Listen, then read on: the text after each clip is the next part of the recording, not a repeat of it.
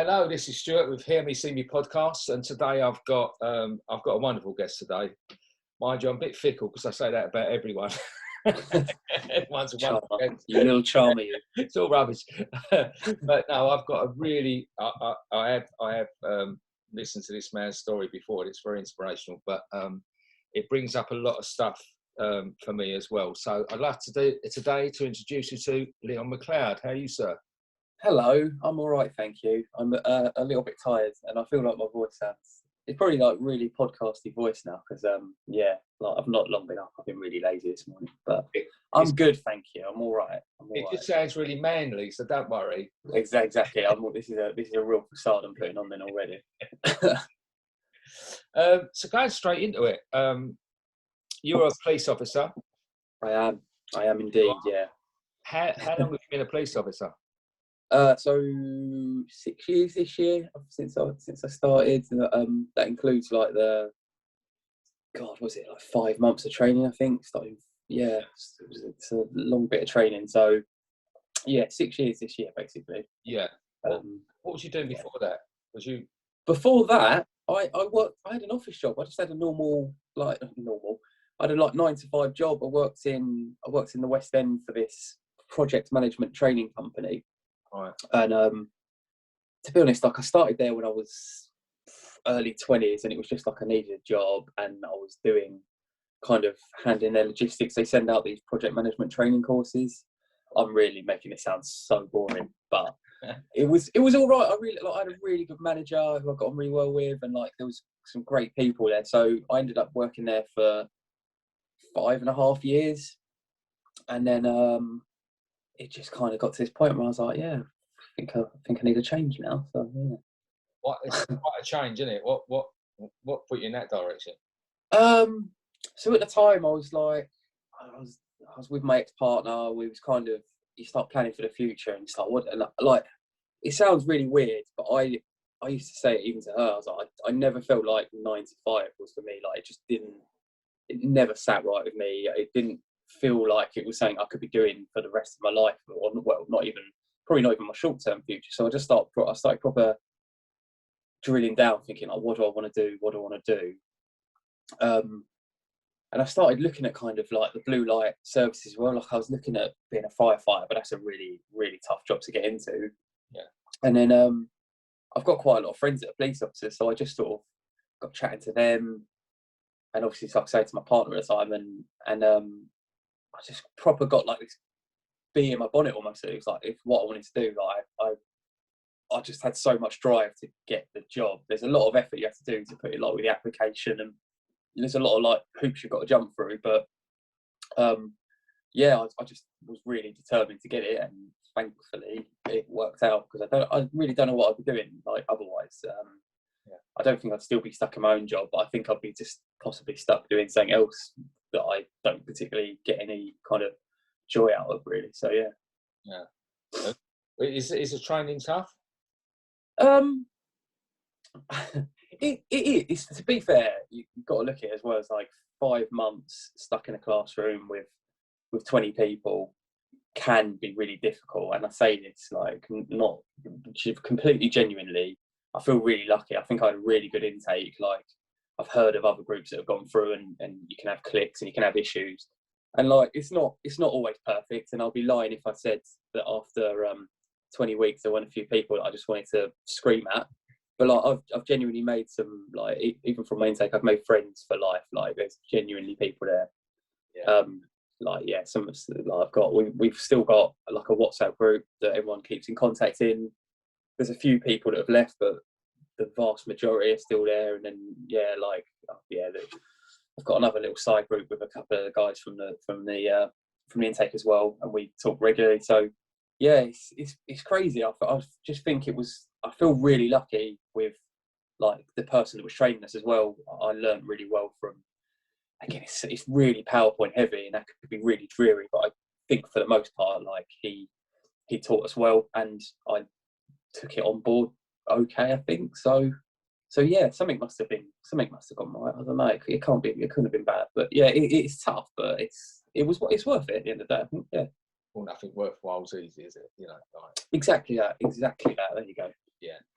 So you was I was going to say plodding along there, but that's Oh, I see. Here we that go. jokes. Oh God. But so you was merrily going along your way, being a Yeah. police officer, and then the obvious happened, the life-changing story. Please tell us what happened. I'm probably gonna massively miss. I'll summarise. It's a really weird thing. The first time I spoke about it publicly at all was on Pip's podcast, obviously, Yeah. And I couldn't go into massive detail then because we had the inquest coming up. God, that was only it's mad how a couple of years ago. But so I couldn't talk about it. But it's a weird one because obviously there's stuff that I like to keep private for other people's kind of benefit. Because it's weird. I know everyone wants to know the gory detail, but yeah. But rambling on there. That's okay. So yeah, what was it? 2017. Just on duty. Was on a night shift. Was out on a foot patrol with one of my colleagues. Worked around London Bridge at the time. So just basically we had literally just headed out to kind of have a really brief walk and then probably go in, have a bit of grub, watch the football highlights, and kind of go out again after that really. And how else do you put it? We just walked into a terror attack. So what happened was we had literally just come out of where our yard is. Remember hearing this noise just down the street. Honestly, didn't think anything of it. It was a Saturday night. It's back in the day when people could go out. It's not like now, so it's not it's not it's not out of the ordinary to hear shouting and whatever. So it got our attention. We both stopped, looked, and couldn't really see anything. Genuinely, I didn't really think anything of it, and I could have potentially carried on walking in the opposite direction, to be honest. My colleague was kind of really looking. I was like, I remember saying to him, what are you looking at? So I think there's a fight. So we just ran down the end of this street, which is only about 100 yards away. And I remember someone come up to us and was just oh, they've gone that way or something like that. It was unclear, but I was still just assuming you're talking about a fight. And crossed over the road, and then someone approached us and said, "Oh, someone's been stabbed." So it's okay. It sounds really weird, but you don't suddenly start going into overdrive with that information. It's at that point you're thinking, okay, it's not all right. One person's been stabbed though, so you kind of deal with it as that. And it was only kind of this all happened so quickly, but I went over and I was treating this guy, and within about 10 seconds, I remember hearing a noise to my right and hearing it on my radio, which I have on my left-hand side. And I was kind of a bit weird. I looked up and it looked like my colleague was trying to break up a fight. So obviously straight away get up, run over to him. And then, basically, I remember as I got to him, he had his baton out. And Wayne was on my intake. My colleague Wayne is his name. Sorry, he was on my intake, so I know him quite well. We hadn't worked together loads, but I know he's not the sort of person that would get his baton out just for no reason, or use his kit for no reason. So we've kind of, again, maybe with hindsight, thankfully, I just didn't really think. Just got my baton out, racked it, and then looked up, and there's this guy standing with a knife, and it was a bit okay, this is a bit weird. So I remember yelling at him, drop here or whatever, just probably not quite that polite.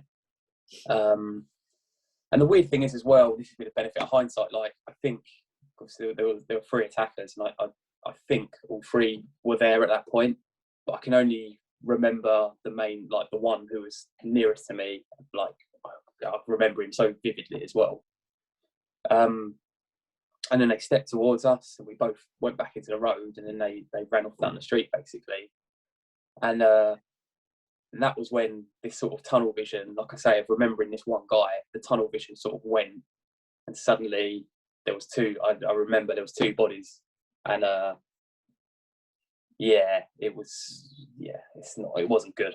And I think that was when it sort of started to sink in a little bit. Okay, this is serious. And so again, I was on the radio and reporting stuff back, because from what we had, like nothing had come out on the radio by that point. Yeah, it was, we literally walked into it that quickly that nothing had come out. There was no kind of warning. But yeah, so I remember the casualties. Like I remember thinking, I can't do anything. It's without being, too graphic. It's like there's nothing I can do here. So I was like, I need to. And it's things you learn in training as well. Like you kind of, when you've got people running around with knives, if you can't in that immediate moment stop it, you need to. You want to try as safely as possible to kind of keep eyes on and be able to, report back what's going on and report back where they are and stuff. So that was what I tried to do. And then shortly after that, I realised my colleague had been injured, so I kind of dealt with him, and then just kind of carried on to try and find these attackers. And that was when, again, then by that point, there's lots more people coming up to you going, this person's been hurt, this is what's going on, and trying to report it back to where they're going. And I remember saying on my radio, like, I think this is really serious. I didn't want to go as far as saying I think this is a terrorist attack, but like, yeah, like that penny drops, to be honest, by that point. So yeah, that's kind of the opening bit of it. There was a lot more of just being out and about all night, but that's kind of, I guess, my main involvement. So yeah, sort of.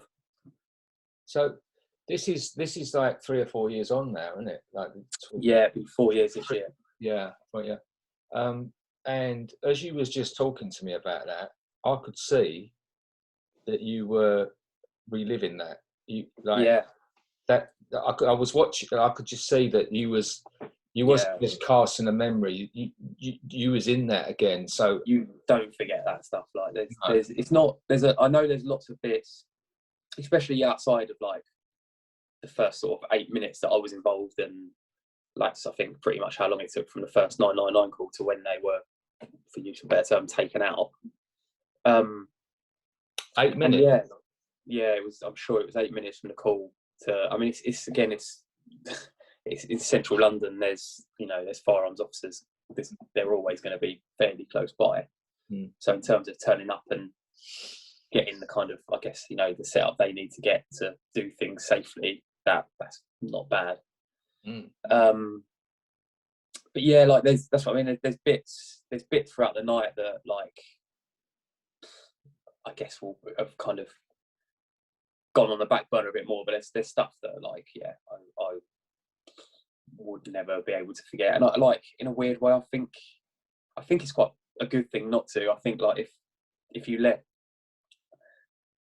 I don't know, yeah, for me, I think it's good that I remember it and it's not forgotten, because I feel like that's where things can start to trouble you if you're forgetting them and you're ignoring it and you're not acknowledging it as a thing. I think that's where it can start to creep up. I could be completely wrong.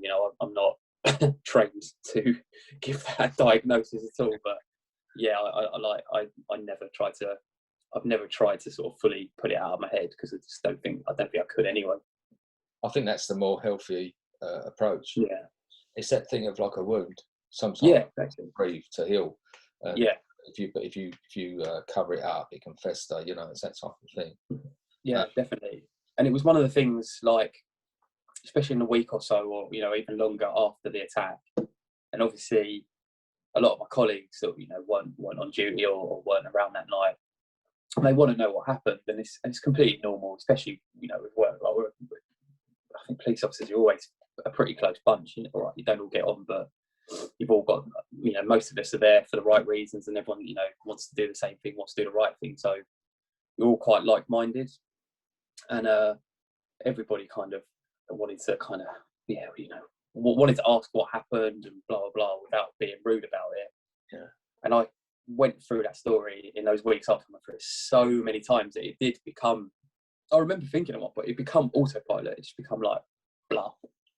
Just could spill it without it, and I don't know at what point it sort of become a process where I sort of had to think about it again, but yeah, it's not going anywhere. I know that much. Did they? How was it dealt with the force? You know, are they? Because this is quite a new phenomenon, isn't it? This. Yeah. It's not like an It's, age. it's it's mad to think, like, genuinely, like I say, this is my 6th year in. It's crazy to think when I joined, like, I know there was always a terror threat, and there's a, you know, even if it's not the kind of proper group and planned thing, you know, you do get the dangerous loners that like, so it's crazy to think how much more common that is, and almost like norm, like, these days. This is absolutely fucking mental. Yeah. But yeah, it's the world we're in at the moment, kind of, unfortunately. Yeah. Do you get, you know, don't answer anything you shouldn't, but do you like the counselling and that, you know, do they? So yeah, with any kind of, and it's again, it's I think for police it's difficult. Like, I think they're trying now. I'm sure there was a time when there was not a lot of support and there was a lot of issue. In fact, I know for a fact that's the case. But they're trying. It's difficult to kind of reach out to everybody after every incident, because, like, by the nature of our job, you're going to deal with some horrible things. You're going to see some horrible things, and that's just kind of, about being blasé, that is part and parcel. Like, you're not going to join the police and not ever expect to see a dead body or anything like that. Like, it's going to happen. And yeah, there certainly are, within my force, we have this kind of thing called trim, which is something that kind of was passed down from the forces, and it's like, I'll be honest, it's not perfect, but it's better than nothing. I think it's good if somebody wants to be open and wants to talk about it, then it's certainly a process that they can start engaging with. But it's not perfect and it's not easy. But yeah, there's something. For me, after a terror attack, obviously, I was quite an easy person for them to think, like, we need to probably get around him and make sure things are all right. Yeah. And I got offered, like, a lot of different things, a lot of kind of private things that wouldn't ordinarily be offered, because it was an out of the ordinary situation. But at the same time, I know of colleagues who weren't as immediately involved as I was, maybe turned up later and had to deal with, you know, certain casualties that maybe weren't deceased, but, you know, wouldn't have seen nice things. And it was a stress, you know. Listen, I was out until the attack happened at like 10 o'clock, and I was out till 3 o'clock in the morning. Like, we're still evacuating people from the area. So it was like, no matter how you dress up, it was a stressful night. And there's colleagues, you know, there was a lot of colleagues by that point that were involved, and I know a lot of them suffered with certain things and didn't get the same treatment I did. And it's difficult because, like I say, you never know how that sort of thing's going to affect somebody. So I could have been involved as I was, and I could have potentially come out and been like, no, I'm all right. And there could have been someone who was there for half an hour at the end who's really affected by it. So that's where I feel sorry for the job, because it's how do you, it's difficult to just offer completely top-notch blanket kind of treatment for everybody. And also, certainly in that situation, there's a lot of people that, again, I won't name him, but there was someone in particular, I know he didn't want to ask for more support initially. He did in the end, but initially he didn't want to, because he didn't feel like he should be. It's like, especially to me now, and knowing what I know, it's like, it's mad that someone would think that. It's like, you can't sort of you can't rank it. It's like, if you feel shit, you feel shit, and that's all right. Like, that's what I was interested in. That's what I was going to ask, actually. The fact that even in nowadays, it's gone way back from the 70s when I used to watch. But now a little bit. Yeah. But it still has got that sort of, I can imagine, I don't know, but there is still that macho type of thing about, you know, police officers. It's not. Yeah, it's not everywhere. It's not every, and like every station and every kind of, even teams, I guess, that kind of I don't know, that vibe on the team will be different. Yeah. Like I've been really, I can honestly say I've been really lucky with my my skippers and my governors as well, and the teams I've been on that, like, because I think I've always been a pretty open book, and like I've always been quite open to talking about things. I think now I'm just a lot more ultra aware about mental health and talking about that. But yeah, I think it's definitely better, and like I'm sure, you know, I can't immediately think of anything off the top of my head, but I'm sure there's a lot of places where, yeah, all right, it's still not something you can talk about. And actually, if I'm being brutally honest as well, there's people that have contacted me on Twitter and, you know, social media and said, like, look, you know, they've got supervisors that they can't talk to, or who play stuff down still. So it's not perfect. It's far from it still, let's be honest. But it's going to be better than it was, and it's just, I don't know how you kind of catch the people that fall through the cracks there as well. Like I wish there was like an easy answer. I wish there was something. Can it, like, again, there's services now outside of the police that can help, but it's going to take more time, unfortunately. And it might at some stage have to get worse as well. But I think it's definitely going in the right direction at the moment, anyway, for sure. It's similar to what I do and what I see with when I do my work with the homeless. Yeah. They're you know it's a sort of a big problem. There's no straightforward. No one's going to come up with this magic solution that's going to cure it. No, exactly. And a similar thing with the police force. There's things and issues that are going to go on that are going to take a long time. It's like it's that unlearned behaviour, isn't it? You know, exactly. You can't, if something's been going a certain way for 20 years, you don't clear it up in 2 months. You know, it's going to take exactly that. Yeah, completely. To unlearn all that stuff.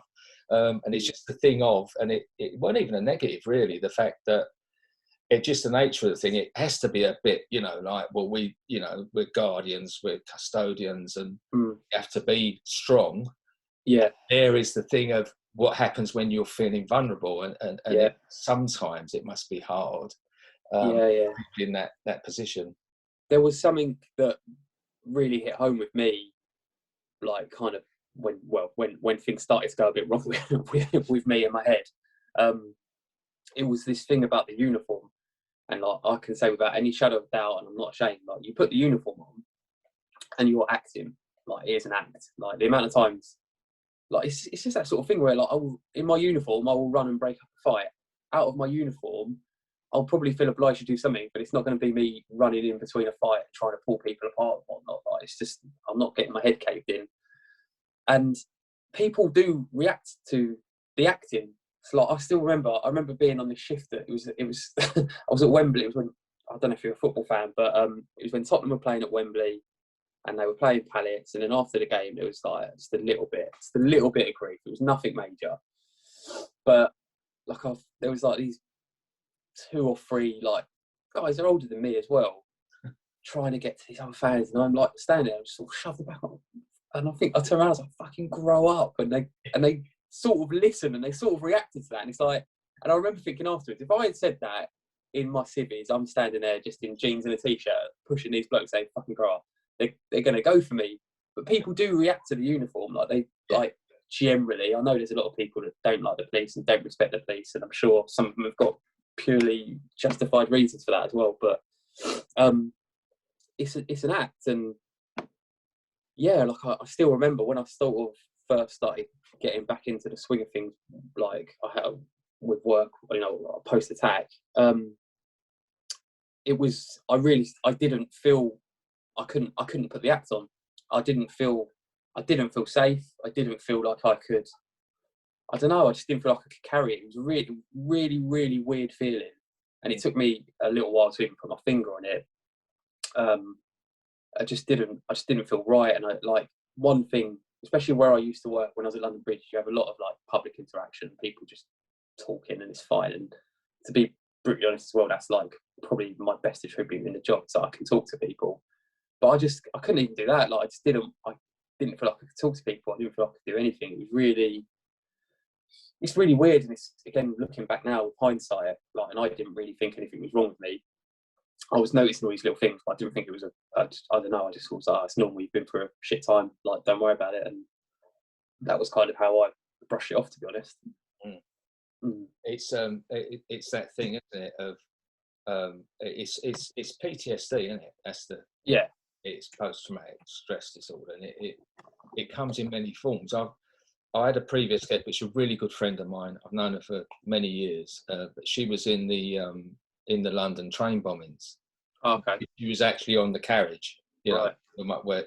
and her reaction was that she won't mind me saying because she's been on the podcast, and it took her many years actually before she'd even speak about it. Right. She literally came out of the station, and if they were stopping people, you're right, you're right. Yeah, yeah. She managed to sort of just swerve everyone, and she just got on a bus and went home. Just literally went home. It was like, and that had a real profound effect on her, because it then came out, as we said earlier, it then came out later because she just sort of brushed all that off. And it's such a power that the mental stress that can bring on. The thing is with mental stress, people can't see it. I mean, I've had lots of stuff myself. Yeah. And for people who don't have it, it's very difficult for them to understand it. But absolutely. Physical reactions. Yeah, yeah, definitely. The mental brings about physical.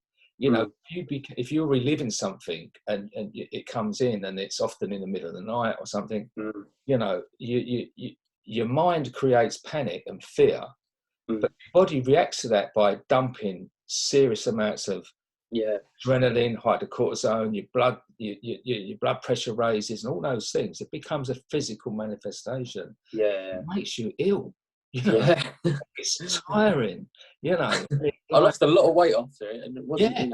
I was kind of all right with that, but it's not a healthy way of doing it. No, at all. Yeah. And it's, like I say, it's not ever something. It's not something that's gone away now either. Like I still have mad lows, and this pandemic has certainly drawn some of them out again. But of course, because you've got people in extraordinary circumstances. These unlived times, and we all like to put on a brave. We were saying earlier, we all like to put on this brave face, and absolutely positive. But I struggle as much as everyone else, and it seems that everything that hits me at the moment is hitting me twice as hard. Yeah, definitely. And then in your job, it must be difficult at the moment because people's tempers are frayed. There's less people out and about, which is the good thing. Like there are genuinely, I don't want to say the Q word because that's how we jinx it, but it's a little bit slower, shall we say? There's less calls coming in. Let's put it that way. It's not there, but there's less calls coming in. Yeah. But then again, that in a weird way, like I really love my job, and I like to go out and do stuff. And when it's a little bit slower, like it can be a bit of a struggle. So I don't want to be lazy. Like I don't go to work to not do anything. I don't go to work to just I don't like the admin side of things. I want a reason to not do my admin. And this is kind of not helping that at all. Like I have to do that. So I suppose the job satisfaction isn't what it has been and could be, and probably will be again. But it's I still, like again, like we said earlier, like I feel lucky that I'm still able to go out and do something, and I've got that purpose to get up on certain days when maybe I wouldn't want to. So I can't really grumble too much, as much as I like it. So how does it affect going forward? Like, is it a matter of do the police need to put more stuff in place for this type of thing, or should there be, as you said, could it be outside help? Is it all down to the police? Should there be outside stuff? Oh God, yeah. I don't know. I mean, it's why I think like organisations like PTSD 999, I think, are really good. And it's like, to be fair, there's a lot of there's a blue light kind of service with Mind as well, that I know I spoke to when I was really bad before. Like there are places where people can get help. I don't know how you can signpost it better as well. I don't know. It's really tough. Like for me, I just try to. The reason I do stuff like this as well is to try and talk about like my experiences and what I went through to try and encourage other people. Because I like, brutally honest, I made loads of mistakes, and to be fair, I still don't get it right all the time, like with regards to my mental health. But I made a lot of mistakes initially because I didn't think anything was particularly wrong with me. I kind of just did a little bit, brush it aside, and was like, I looked at it as though it's normal to feel a bit crap after what you've been through, like just get on with it. And that led to me completely ripping my life apart and lost my wife, lost my house, like my little boy's lives with his mum, like just horrible shit like that. And I don't want other people to kind of have to go through that. I'm not going to say, there's no guarantee that my marriage would have survived. I don't know, but yeah, I didn't even put up a fight. Like I really didn't. I just was like, it was a really selfish thing as well. Like really, really selfish. And so that's like my main thing. It's just like it's not always something that might even happen at work that is what kind of tips you over the edge. Like it could be something really, I don't want to say minor, but it could be something that you perceive to be quite minor. But just is the thing that tips you over the edge. And there's a guy who I'm mates with now, again, who I ended up getting in contact with because he was having a bit of a hard time. And I remember the way he described like how he had felt. He's like, in our job, things can chip away at you a little bit. You know, you've got that armour on, and things will chip away. And then it could eventually be the smallest thing that is what gets through and kind of sets you off on that bad slope. I just think it's about trying to recognise in yourself as well and being honest with yourself, because like I know I just wasn't really honest with myself, and I spoke to the people I did eventually speak to and open up to were people that probably didn't know me well enough to know, oh, that's not you, like that's not right, and to probably put me back on a bit of the right path. And it's no criticism to them, because there's some of them are really good mates now as well. But yeah, I think it's about just being aware in yourself. And I don't know, like I say, for the police, I don't know how you can do that for everyone. Like I really, really don't. They try, like I say, I know within my force we have this. Whenever you deal with anything really sort of traumatic, so like fatalities and stuff like that, you automatically will get this email from Trim. I guess the problem is as well with that, it's not very personal. It's 20, 30 names on a list, and hi, you were involved in this incident on blah date, and I it's not perfect. It's better than nothing. It is better than nothing. Yeah. But I just think the issue with that is that's only going to work if you are a person who is ready to be really honest and go, I'm having a shit time. If you're not, what's happening afterwards? Then you're hoping that you've got kind of supervisors that are good and know you well enough that they can kind of go, what's up? Like again, I mean, at work where I work, everybody kind of knows what I'm like anyway, so my skippers know. I feel like I'm quite a bit of an open book. Like it's obvious when I'm not in a great place, and I don't hide it very well, which is probably a good thing. Not, I'm sure it doesn't always make people happy, but there's normally a bit of a sign. But yeah, thankfully I'm not that bad too often. But yeah, like I say, I'm lucky. Again, I'm sure I know there's other places where people work where their supervisors wouldn't be as approachable or be kind of aware. And so then you've got your colleagues as well. You like the teams that you're on. You hope that you're close enough with your teammates that they'll notice you're saying stuff, and we work together every day. And it's a tough one. I really don't know what the answer is. Bar kind of really highlighting where you can get help and support. I don't know what the answer is, to be honest. Yeah. I get things thrown at me all the time about homelessness. I bet. Be the guy, and you're the guru. You are the yeah. I mean, I've got loads of questions. When we finished, I'm gonna Having said that, same as you, I've got no answers. I just see it getting worse and worse. And the pandemic, and then especially now, the upcoming economic crisis that we're going to hit with is going to just increase that. People are going to lose their homes and everything.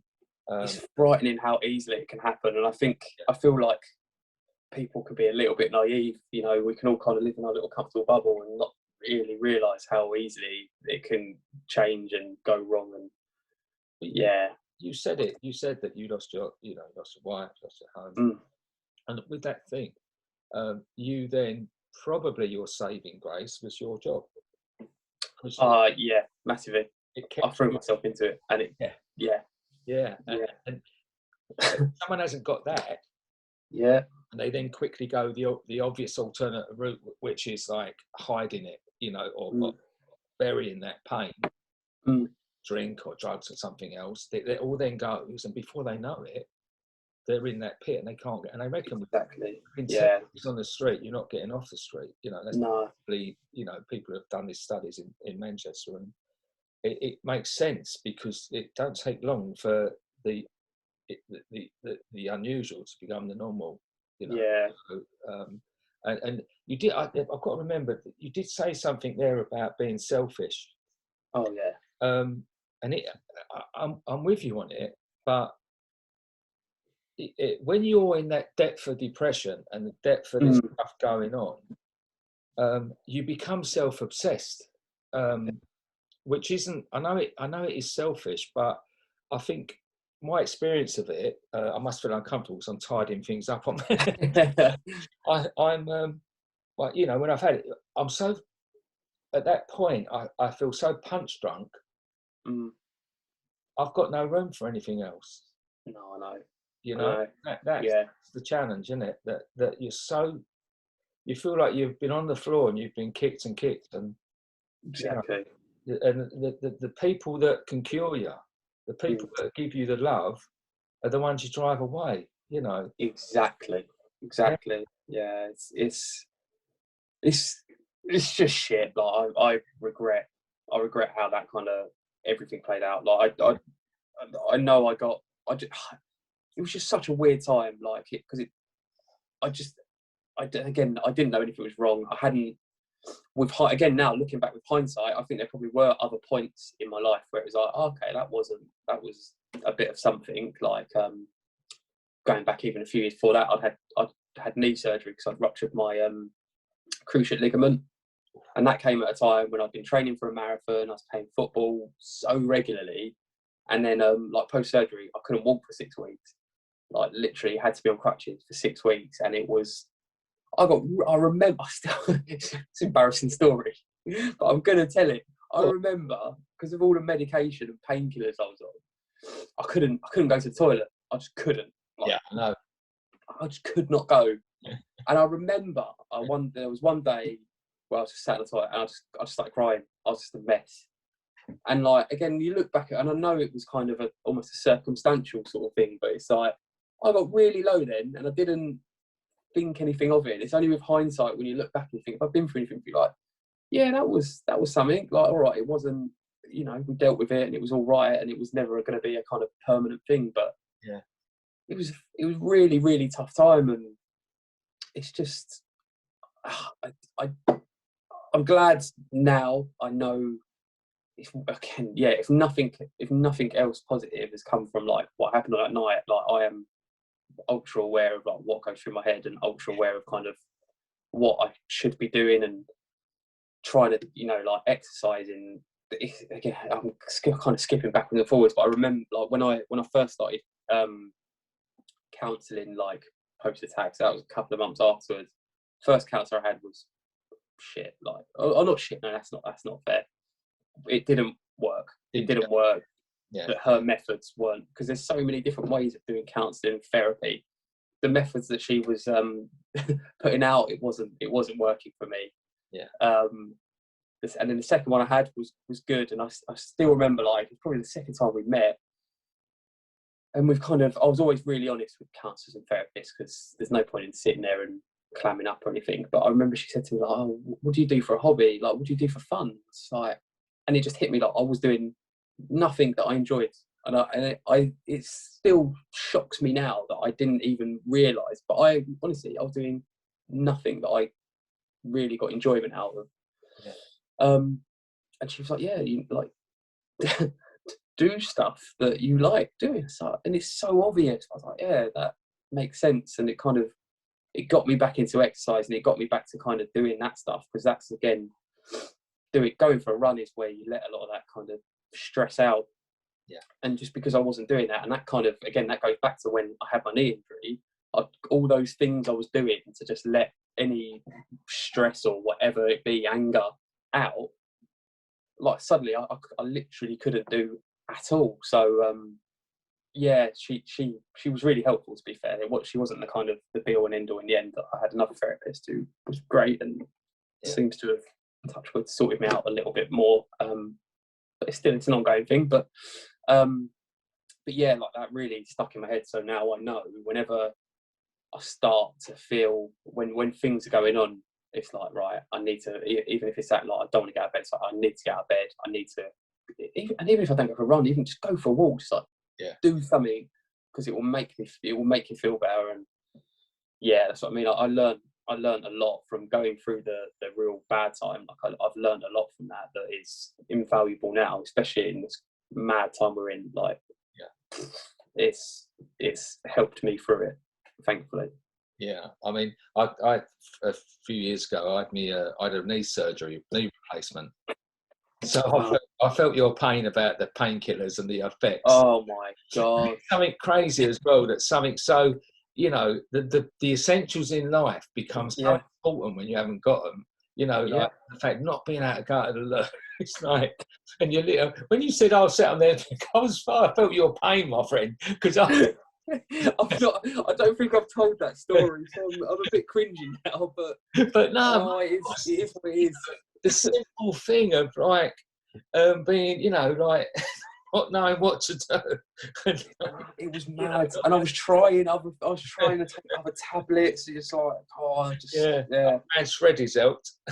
Oh, it was mad. But it's, again, because I was on crutches, and I remember they were like, you cannot weight bear on that knee for 6 weeks. And so I can remember at one point, like, I couldn't, you just want to go for like I couldn't go on my crutches for more than 10 minutes, like, just because they're not, I love it when you've got a mate that's on crutches, you're like, oh yeah, let's have a go.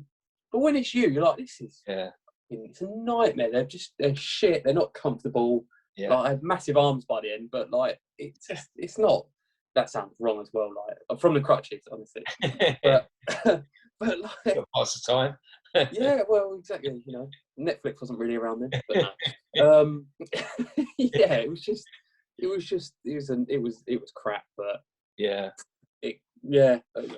didn't think anything of it, didn't know, and it took for it to get a bit worse before. Well, like I say, if nothing positive come from that kind of night, at least I've learned a lot about myself and kind of how to look after myself, I guess, to some extent.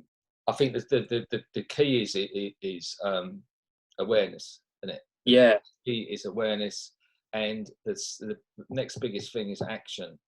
Yeah. Like, if you're in that pit, you've got to climb out of it. But I sort of had this thing where I don't trust positive people. Listen, in my job, I don't trust anyone. It's fine. That's right. I do not. This thing of every day's a perfect day, and PMA is great. You do have to have that, but I've always got this thing. I think we're like pressure cookers. I mean, sometimes you need to let that off, and Definitely. sometimes you have to allow yourself to have a shit day. Definitely. A dark day, a black day, whatever you want to call. But I sort of like acknowledge it, but I say, right, this isn't going into tomorrow. Hopefully this isn't going into this afternoon. It's one of them things that swells, and gets worse. I kept hearing there was the Met skipper that was killed in custody. I've got a friend who knows him quite well, and he kept saying this quote of like, a bad day only lasts 24 hours, and that resonated. Like, don't get me wrong, I appreciate as well. I can get in little holes, so they last more than 24 hours then. But I like trying to kind of keep that in your head, like you say. It could be a bad day, but then like go to bed and just try and start again and start anew. And like I say, I get things wrong still. I still have mad lows. I really do. but at least now I'm better at kind of handling it than I was kind of 4 years ago, because it's hard. It's really difficult. I wouldn't wish this on anyone. And it's an ongoing thing. Like I'm under no my mum was an alcoholic, and I remember when I was younger, when she used to go into rehab and relapse. She relapsed so many times, and fair play to her. She's been off the booze for years now. She's doing really, really well. So probably about 4 years, not long after kind of what I've been through. Not that I think that was the trigger for her, but yeah, she's doing really well. And I remember she told me, like, you're never not an alcoholic, you're a recovering alcoholic. And in a weird way, that's how I look at my mental health now. It's like I'm not normal anymore. But no, I don't mean it like that. But it's like it's an ongoing thing. Like I don't want to put a kind of dark, bleak thing on it, but it's like I'm never going to be okay. It's something I have to be aware of. And it's because I know the second I think the second I just ignore it and think I'm fine, it's going to hurt when it bites me on the arse, quite frankly. So it's something again, honestly, I get it wrong. I don't keep on top of it as much as I should, but I'm aware, and that's what other people need to be, especially if you haven't, had anything diagnosed or had any real treatment. That's where you need to be aware of it, because it's like, honestly, everyone should have therapy. Everyone should go and do these things, because it's good for you. It really is. Like, it's a good thing. And even if you don't need therapy continuously, you like, for me, I got a lot of techniques and things I learned that I can do at home, and just kind of try and get my head straight with but it's not easy. It's not easy at all. It's simple, but it's not. This is the Mm. thing, and because the thing is, like you said about your mum, I'm an alcoholic. I'm 15 years sober next month. Work. And the thing is so much the same. It, like, the first step is acceptance. What you just said there is accepting the fact that you probably aren't going to be the same for the rest of your life, but then it's that day by day, one day at a time, is building and learning, growing, and it's the same as recovering. Your mum would be finding this, and I found it that a couple of years in, you think you're at a certain point, and then a couple of years after that, you think, "Cool, a couple of years ago, I was fucking mad." And then, I've had you. It's true, actually. And I think, 5 years in, I think I remember what I was like 5 years in. And then I got to 10 years sober, and I thought, fucking 5 years ago, I was completely nuts. And I'm going to say that next year about this year, and it's that ongoing. It's never, you're never going to reach there, but the essence is to day by day learn, because you go back a step, you have to go forward a step, and you even the big. I've had so many really bad things happen recently. But I'm learning, even then, I'm learning again, because I'd got to the point where I thought I was a certain way. Same, mate. Same. That ain't me. I'm not as strong as I thought I was. Mate. I'm not as resilient as I thought I was. I'm more vulnerable than I realised I was. All of these things are coming. So each time these things come along, but the great thing is, I ain't drunk.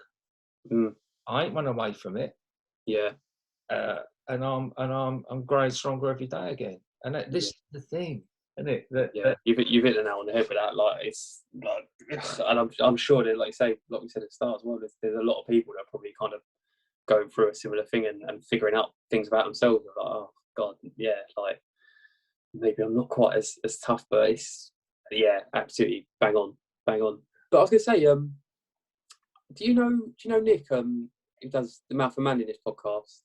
Yeah, I've been on. I've done it. I spoke to him. I remember when we was talking about that, and I said to him about that, like my mum thing then, and he was saying there's quite a lot of kind of similarities apparently between the 12 steps. And I remember saying, I'll go back and look, and I did look. I did at the time, but apparently there's kind of a lot on the whole 12-step program thing. there's a lot of crossover, he said, that kind of makes sense when you apply it to like mental health as well. So that was again something that just seemed to tie in with kind of with that, because I guess addiction as well. Addiction is a mental health thing. It's not it's pretty crazy, but yeah, if it was a physical thing, you know, yeah, it would be easier to deal with. exactly. The trouble is, it's a threefold illness. So you've got like physical reaction with alcohol. You know, like it don't affect me how it does even like my sister. You know, like we're from the same parents, but you know, she hasn't got that thing in her that affects her like me. She'll sit with gin and tonic all night and then still leave a bit of it.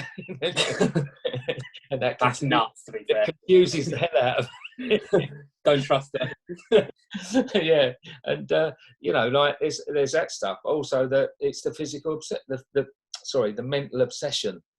Because if I had an allergic reaction to seafood, I would not keep thinking maybe I'll try a little prawn cocktail, see if I get another one. Time. Yeah, you know, it's irrational. It's the irrational obsession.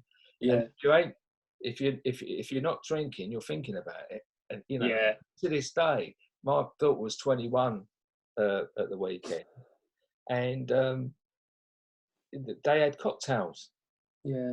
And I used to love cocktails, and I still had this uneasy feeling of, and I made myself a ginger beer and lime and lemonade, I think, because that sounds delicious. I had to have something, you know, and it's of course. Thing, even after all that time, you know, there's such strong. But I had 44 years of thinking like that.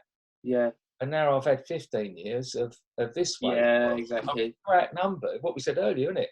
I'm still outnumbered in my old way of thinking. Definitely. I'm not going to get sorted out in 44 days. I think my mum now, when we could go out, she still had it would be the non-alcoholic cocktails. And she's always like, it's like you're kind of just replacing alcohol with a shit ton of sugar there, but you know, it's fine. It's fine. Yeah. She's quite active, so it's all right. But I much prefer this version of her, to be fair. So I'm not knocking it. It does make me laugh. It does make me. Yeah, she's doing like, it's crazy as well, because it was like all of my life basically. That was how I knew her, and it's been it's really nice. I feel like we're closer now than we've been as well. So fair play to her. Like she's absolutely smashed it. Yeah, and the thing is, it's. I mean, I've got 5 children. I've got 4 grandchildren. So I didn't save my life. I saved all of those lives. Yeah. Because the effect it has doesn't end their life, but it really adversely affects it. You know, and when you heal, the healing ripples flow out. It's such an odd thing though, because like I've always. I've not had like the perfect life. I don't think I had a terrible time, but like, you know, growing up in that situation, it's not what I would imagine we'd look at as ideal.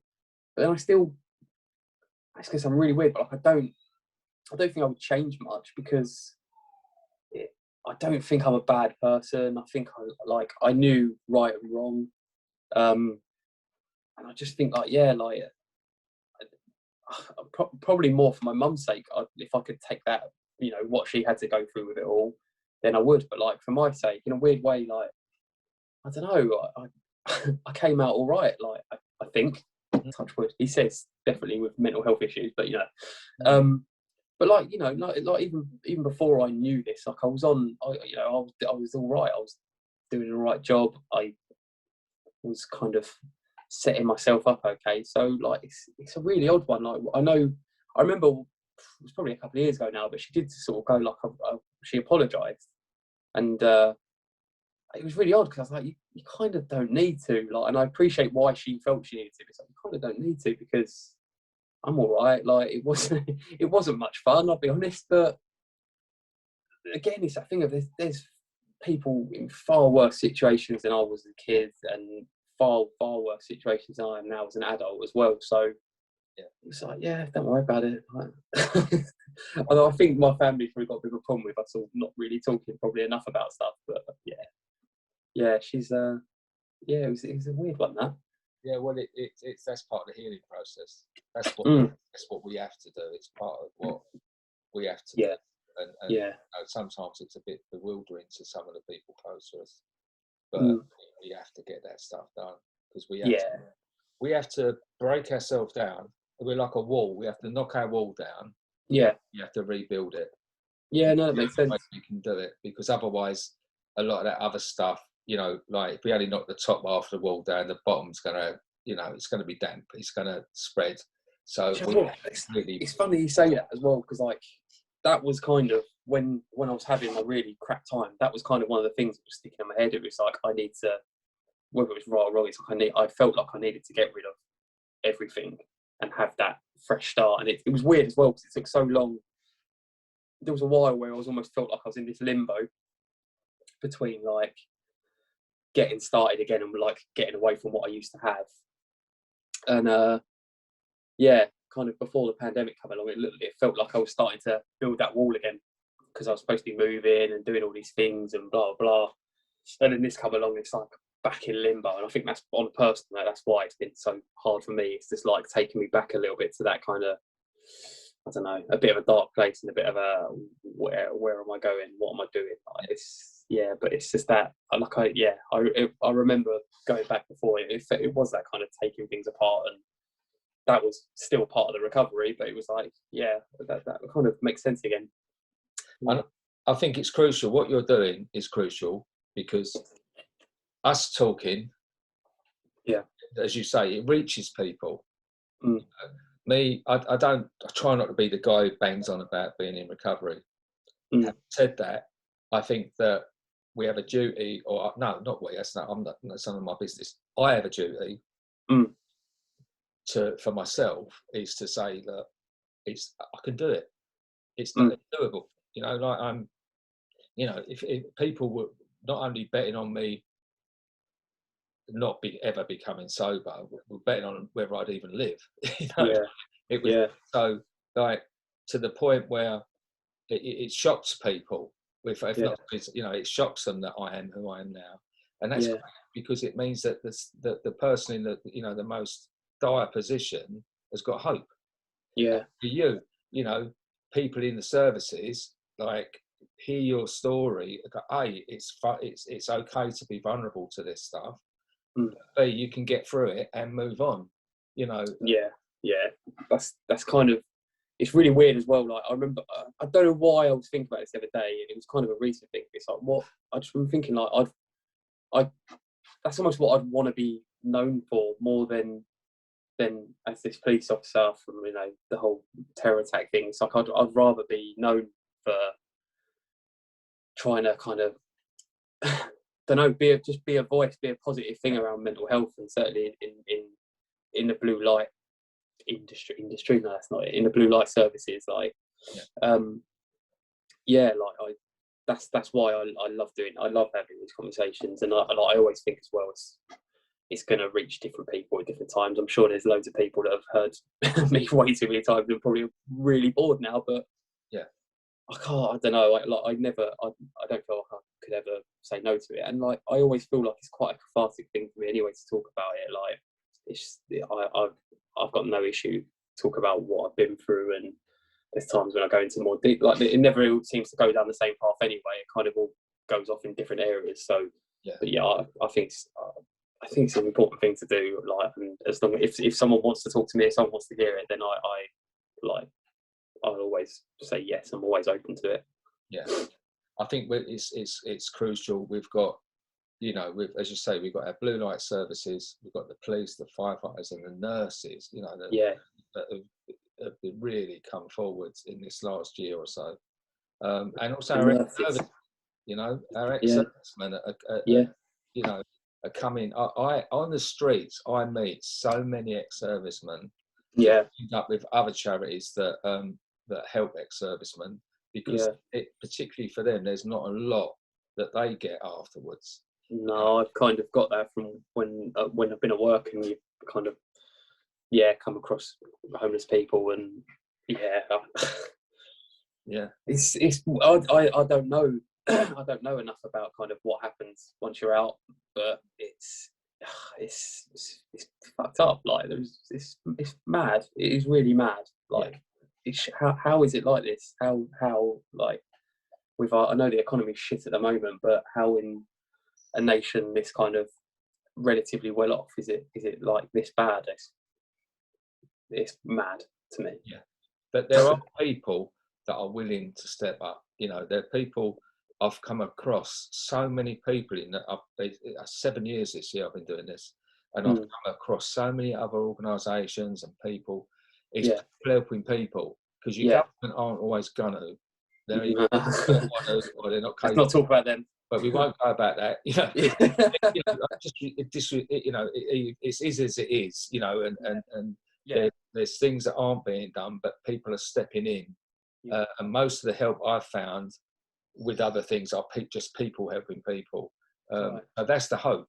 You know, there'll always be people who will step up, but you know, other people should. What we'll do, we'll add all the links to this as well. You know, to the, you know, was it PTSD 999? Yeah, PTSD 999. There's another one which I wanted to mention as well, which is like My Black Dog, who I can't even remember. I think it was through Nick actually that I found them. Like, I think they're brilliant as well, because that's people with that past experience. And it's like we say, I wish I had more time, because then I would try and do more volunteering for him. I've spoken to Nikki, who kind of runs it, and I'd love to do more for him, because I think it's so important when you're talking to somebody who's got that benefit of hindsight, and you're saying something, and they're like, like that is. It's not to say, you know, mind, calm, all these other things aren't great, but when like specifically having someone who has been in your position, I think it makes a massive difference when you're talking to them. And obviously, I want to shout them out, because I know I spoke to Nikki not that long ago, and they are like really, really busy, and it's really sad. Like it's sad that they're busy. Like I remember when she was telling me it's gutting, but it's not a surprise, unfortunately. Yeah, and that's what it comes across to me all the time. That, you know, everyone is rushing around, and unfortunately, you ain't gonna get any better. But we just keep plugging away, and the more people, and the more we can just bring notice to services like that.